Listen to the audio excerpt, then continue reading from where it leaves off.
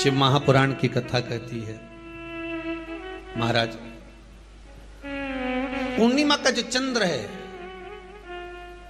वो विशाल का है और उस चंद्र की पूर्णता में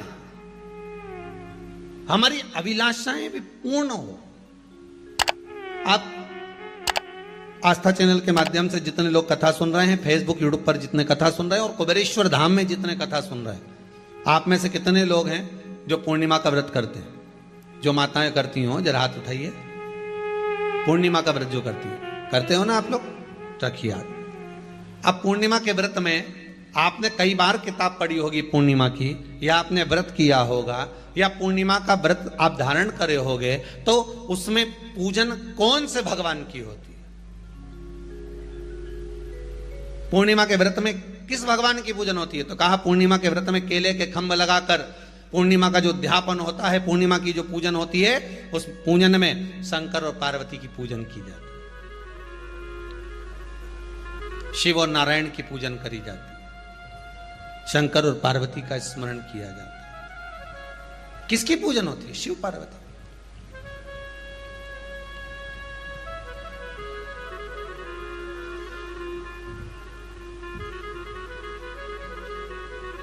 क्यों शंकर और पार्वती का पूजन क्यों करा जाता है पूर्णिमा के व्रत में? क्योंकि शिव और माता पार्वती ही केवल एक ऐसे हैं जिन्होंने अपूर्ण लक्ष्मी को भी पूर्ण बना दिया था। किसको पूर्ण बनाया है? लक्ष्मी। पूर्णिमा के दिन अगर आप शंकर भगवान को एक लोटा पानी अगर शिव को समर्पित कर रहे हो, श्वेत पुष्प को रखकर शंकर जी के ऊपर सफेद फूल को चढ़ाकर अगर एक लोटा जल भी, एक पात्र जल भी शंकर को समर्पित कर रहे हो, तो ये लक्ष्मी के लिए ही तो कर रहे हो। और कौन सी लक्ष्मी? पूर्ण लक्ष्मी। पूर्ण लक्ष्मी।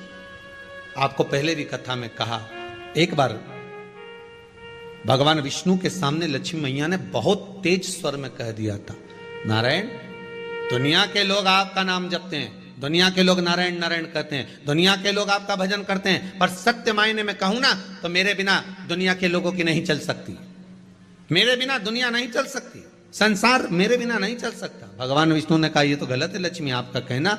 एक दिन लक्ष्मी को अहंकार आ गया। अहंकार के संबोधन जब माता लक्ष्मी करने लगी तो भगवान, उसी समय पर भगवान विष्णु को क्रोध आ गया और भगवान विष्णु ने कह दिया, लक्ष्मी तू इतनी बड़ी बड़ी बात कहती है कि तेरे बिना नहीं रह सकती संसार। मैं तुझे कहता हूं लक्ष्मी, तू अपूर्ण है। तू अपूर्ण है, तू पूर्ण कब हो गई?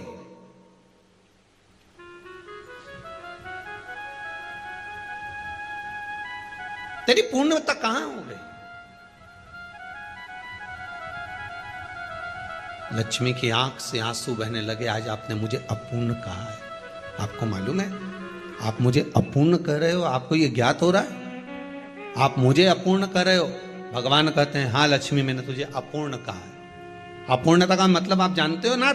भगवान कहते हैं, लक्ष्मी मैं सब जानता हूं। लक्ष्मी रोती हुई माता सरस्वती के पास पहुंच गई। सरस्वती ने पूछा, क्या बात है लक्ष्मी, क्यों रो रही हो? लक्ष्मी जी ने कहा, क्या बताऊं सखी, मेरे पति ने आज मुझे अपूर्ण कह दिया है। तो क्यों रो रही है तू? अपूर्ण अगर कह दिया, पति ने ही तो कहा है ना, तो क्यों रोना? चल मेरे साथ में। और सरस्वती मैया माता लक्ष्मी को लेकर सीधे पहुंच गई माता पार्वती के यहां। माता पार्वती के यहां जब पहुंची है, माता पार्वती ने लक्ष्मी जी को देखा और सरस्वती को देखा तो पूछा कि बात क्या है, क्या हो गया ऐसा, क्या हुआ, क्या है ऐसा जो तुम दोनों आज मेरे पास में आई? क्या हुआ? पार्वती जी कुछ बोलती, शिव जी का ध्यान माता सरस्वती की ओर और लक्ष्मी की ओर गया और भगवान शंकर जान गए कि आज भगवान नारायण ने लक्ष्मी जी को अपूर्ण कहा है। अब देखें माता पार्वती क्या कर सकती है, इसको पूर्ण बनाने के लिए करेगी क्या? क्या हुआ? माता सरस्वती जी बोली, लक्ष्मी को अपूर्ण कह दिया। अपूर्ण कह दिया? हाँ, तो क्या सोचना उसके लिए? इसको मैं अभी पूर्ण बना देती हूं।